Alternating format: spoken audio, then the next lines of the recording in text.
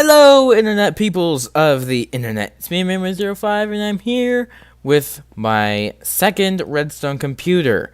I've made yet another redstone computer because you guys seem to eat up the last one with, I got like 40 views on the first video, I believe, and usually to me, that's really good. Like, normally my videos get like 5 views or something, 1 like. And then I went and did a time-lapse of me building this video. Link is in the description, by the way. And that got over 100 views in less than 24 hours, which is absolutely amazing. And a lot of you guys requested to see a video where I demonstrated it as well, so here it is. So here is my computer. What it is it's basically an animator. So I'm going to demonstrate how it works real quick, and then I'll go and explain a little bit to you. I need to turn my render distance up because all the redstone needs to be rendered. Yeah, that seems like enough. So what we got here, this is our monitor thingy screen. When we press a pixel here, it corresponds with a pixel on the screen, as we can see there. The top 3 rows are reversed, and then the bottom 2 aren't for whatever reason. I might fix that at a later date. I think it's just because I got kind of scrambled while making the AU, which stands for absolute mess. That's AM, not AU. AM, the absolute mess. Jeez me. So when we draw a design, so let's just go ahead and select all the pixels on the top here. So we can see those start to show. Oh, geez. Push this and this. There we go. And then we could save it to frame 1. Okay, we'll give that a second to save. And then we can delete this. There we go. So there's nothing on our screen. We could click load frame 1, which will then go fetch the information, and there it is. There's our first frame. We can click it again and it'll unrender that. There we go. Or we could play animation, which, you know, we should probably draw a second frame, so we're just gonna do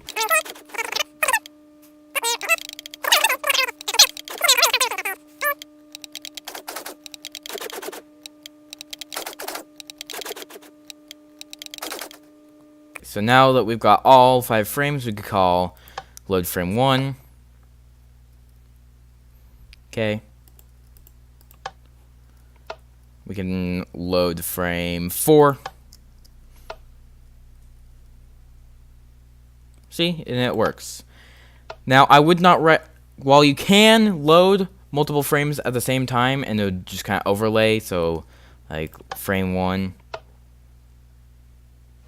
There we go, and then frame 4.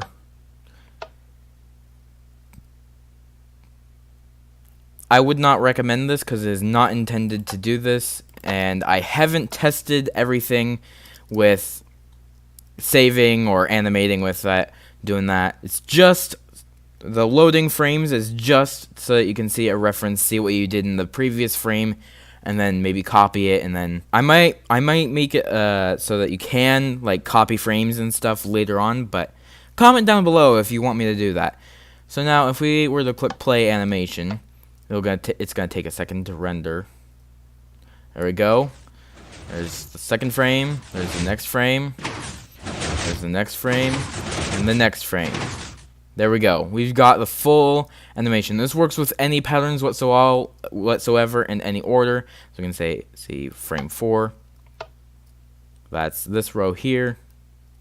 And it always plays from frame 1 to frame 5. If you do want to clear a frame of its contents, all you gotta do is you gotta recreate it on here.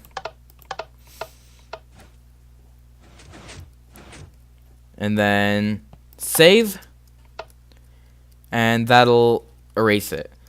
It's fire, I believe, in Japanese. So you got this here. It's really terrible, but then we can save to frame 1, and then we can load frame 1. And there it is again. When we click play animation, that will be the very first frame. Ta-da! There's frame 1, and then frame 2, frame 3, which is obviously from the falling blocks animation.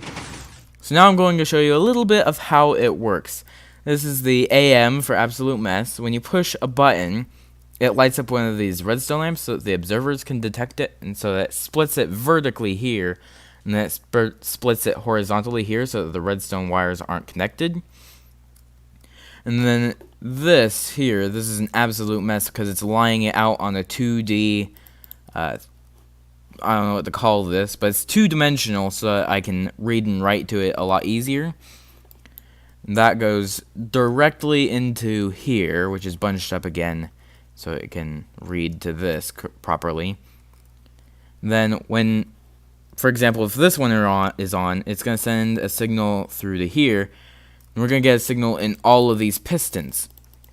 Now, when you click the save button, it'll send a signal. See, we can see through here.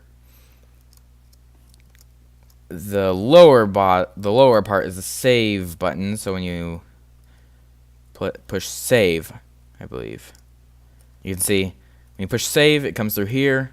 It'll push this block up. So it'll let the signal through here. It'll extend this redstone block and extend this, which allows the which creates a redstone signal here. Now, when you want to play the animation or load the animation, it sends a signal through here or here. See up here, this is loading the animation. Down here is playing the animation. So it'll open this gate here, and the redstone signal can get through up through these arches. So this is arched like this because I had the original save frame 1 here, but because of the lack of room that I had here, I was having a trouble building the gates, and because of the way I built the gates, they were having trouble opening and closing due to quasi-connectivity, and so I moved frame 5 over here, and I set frame 2, which is here, to be frame 1. As we can see here, this is what our image looks like when represented as single blocks on a two-dimensional or a one-dimensional scale. One-dimensional shape. I don't know what to call it. And then this is what it looks like. This is just the exact same thing, really, actually. But each one of these represents a pixel on the screen, and when this is extended, that means that this should be on. And as we can see, these gates are closed, so these are not being called, so this will not be displayed on the screen. And that's just repeated again and again and again and again and again. Then, when we call it, see, these gates open, the redstone signal can get through here, and it sends the signal back down onto here. So when you send the signal through here, it comes down under here, writes to this. This doesn't write to anything just because this is where frame 1 was once upon a time, but it'll write to these pistons, and then these pistons will power this, and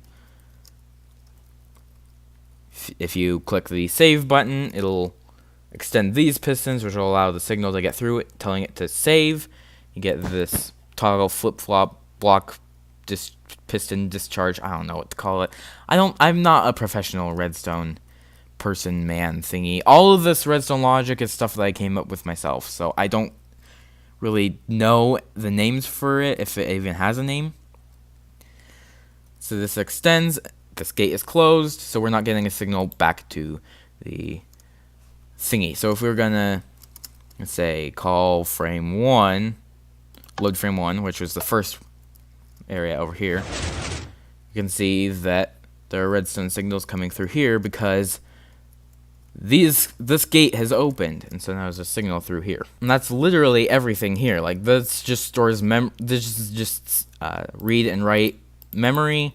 This is literally just redstone signals to the screen, and this literally just splits the redstone signals from the buttons apart.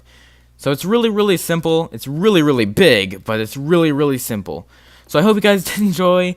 If you did, please smash the like button. You hear me? A like, I said. A like.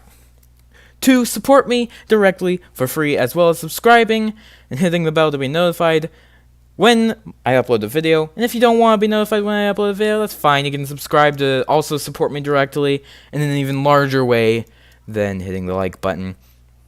And I'll see y'all in the next video. Goodbye!